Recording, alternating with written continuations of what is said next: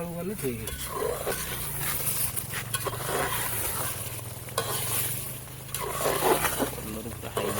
Original ଆସୁଛି colour.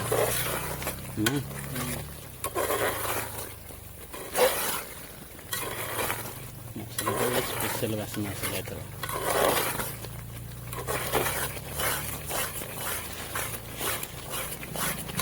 ପଛିରେ ଗୋଟେ ମସଲା ପକଉଛନ୍ତି ସେଟା ମୁଁ ଯାଉଛି ଗୋଟେ ଗୋଟେ ଗଳିରେ ବାସ୍ନା ପୁଅ ମାନେ ମହକୁଥିବ ଏରିଆ ମୁଣ୍ଡ ଖରାପ ବାସ୍ନା।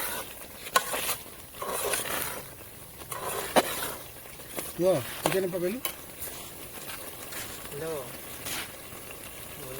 ହାତରେ ପକେଇବୁ ଇଆଡ଼ୁ ବାଲି ଲାଗିଥିବ ନା ହାତରେ ନ ପକେଇଲେ।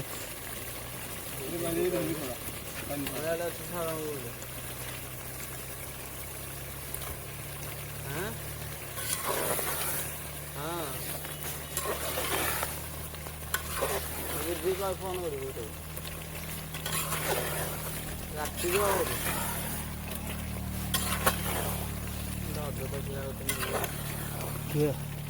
ବାଙ୍ଗଲୋର ମସଲା ଦେଖିନି ଏଥର ଗଲେ ନେଇକି ଆଇବି ଅରିଜିନାଲ ମସଲା ସବୁ।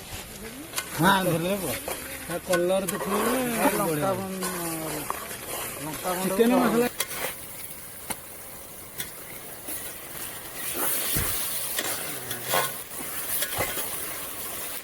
ଆଜି ପାଣି ଟିକେ ଢାଳି ଦେ।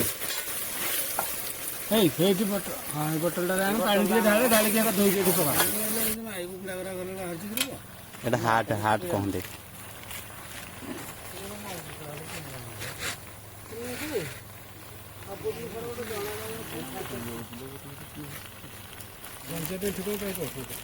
ତୁ ମସଲା ଲୁଣ ପକେଇଛୁ ନା ନାଇଁ? ଅଳ୍ପ ପକେଇଥିଲି। ପକେଇଥିଲୁ ଟି?